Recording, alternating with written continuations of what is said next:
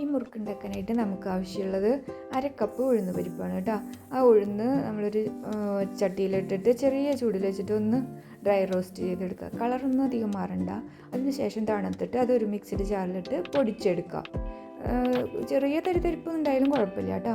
പിന്നെ നമുക്ക് വേണ്ടത് 1 കപ്പ് അരിപ്പൊടി, നൈസ് അരിപ്പൊടിയാണ് കേട്ടോ.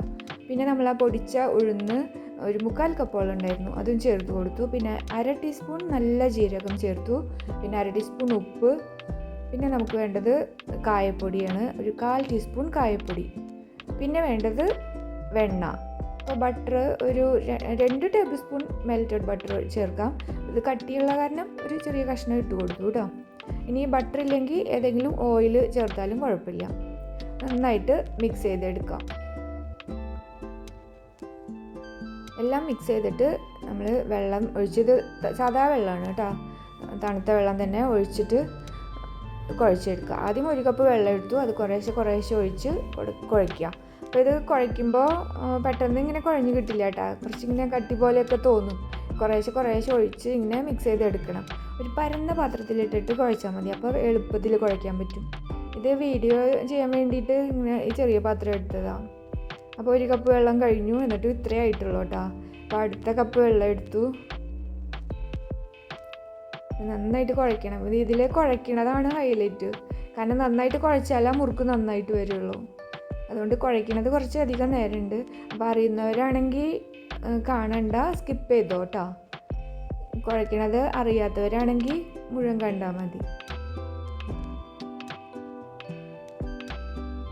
അപ്പോൾ ഏകദേശം എല്ലാം മിക്സായി നനഞ്ഞ് വന്നിട്ടുണ്ട് കേട്ടോ. നന്നായിട്ട് കുഴച്ചെടുക്കാം. അപ്പോൾ ആ പരന്ന പാത്രത്തിലിട്ട് കുഴച്ചാൽ മതി, അപ്പോൾ നന്നായി സുഖമായിട്ട് കുഴയ്ക്കാൻ പറ്റും.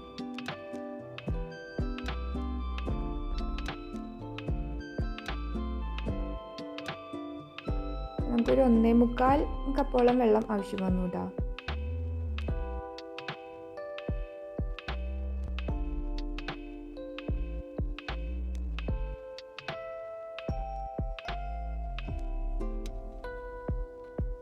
കുഴയ്ക്കണത് കുറച്ചധികം നേരം നീണ്ടുപോയിട്ട് അത് പിന്നെ ഡീറ്റെയിൽ ആയിട്ട് കാണിക്കാൻ വേണ്ടിയിട്ട് അങ്ങനെ ചെയ്തതാണ്. നമ്മളെല്ലാം കുഴച്ചു. ഇനി ഇത് കുറച്ച് നേരം ഇരിക്കുമ്പോൾ കുറച്ചും കൂടി ഈ വെള്ളം ഈ പൊടി ഇങ്ങനെ വലിച്ചെടുക്കണ്ട. ഉപ്പ് ഇത്തിരി കുറവുണ്ടായിരുന്നു, അതുകൊണ്ട് ഒരു 1/4 ടീസ്പൂൺ ഉപ്പും കൂടെ ചേർത്തു കേട്ടോ. അപ്പോൾ നിങ്ങളും പാകത്തിന് ഉപ്പുണ്ടോ എന്ന് നോക്കുക, എന്നിട്ട് ആവശ്യമുണ്ടെങ്കിൽ ചേർക്കുക. അതിൻ്റെ ആവശ്യത്തിനനുസരിച്ച് ചേർക്കുക. അപ്പോൾ എല്ലാം കൂടെ നന്നായി കുഴച്ച് നമ്മൾ മൂടി വയ്ക്കുക.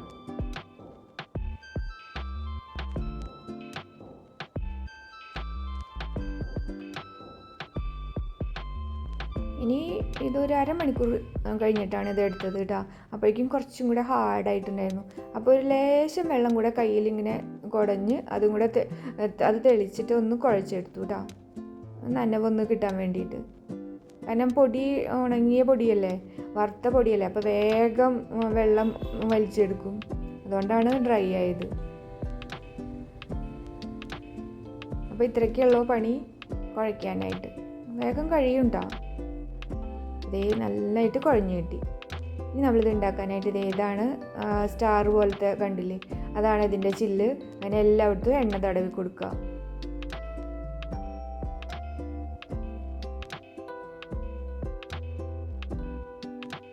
അതിലേക്ക് നമ്മൾ കുഴച്ച് വെച്ച മാവ് ഉരുളകളാക്കി ഫുള്ള് നിറച്ച് കൊടുക്കുക.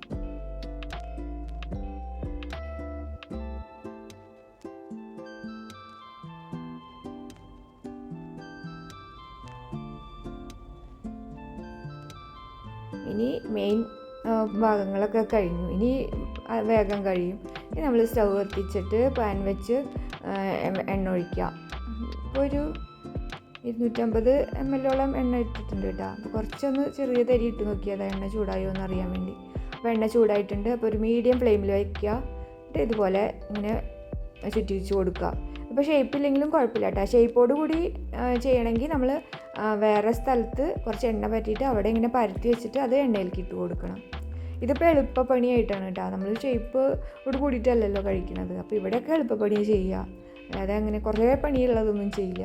അപ്പോൾ നമുക്കിത് 2ാമത്തെ പ്രാവശ്യവും നമ്മളിത് വറുക്കാൻ ഇങ്ങനെ ഇട്ട് കൊടുത്തു.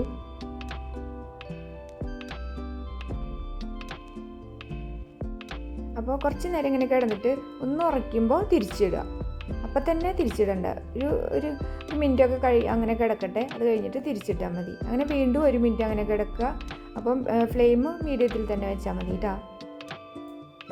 എന്നിട്ട് തിരിച്ചിട്ടിട്ട് നമ്മളിതൊന്നും ഇങ്ങനെ ആക്കി കൊടുത്തിട്ടുണ്ടെങ്കിൽ അതിങ്ങനെ പൊട്ടി പൊട്ടി കഷ്ണങ്ങളായി കിടക്കും. ഇത് പൊട്ടുമുറുക്കാണ് നമ്മൾ ഉണ്ടാക്കുന്നത് കേട്ടോ, പൊട്ടിച്ചെടുക്കുന്നത്. അപ്പോൾ പതയൊക്കെ നിന്നില്ലേ. അപ്പോൾ ഇതാണ് നമ്മുടെ മുറുക്ക് ശരിയായി എന്നുള്ള പാകം. അപ്പോൾ ഇങ്ങനെ പതം നിൽക്കുമ്പോൾ നമ്മളത് കോരിയെടുക്കുക. അധികം ബ്രൗൺ കളറൊന്നും ആക്കാൻ നിൽക്കണ്ട കേട്ടോ. നല്ല ക്രിസ്പി ആയിട്ട് കിട്ടിയാൽ മതി. നന്നായിട്ട് വേവും ചെയ്യുക. അപ്പോൾ നമ്മുടെ മുറുക്ക് റെഡി ആയിട്ടുണ്ട്.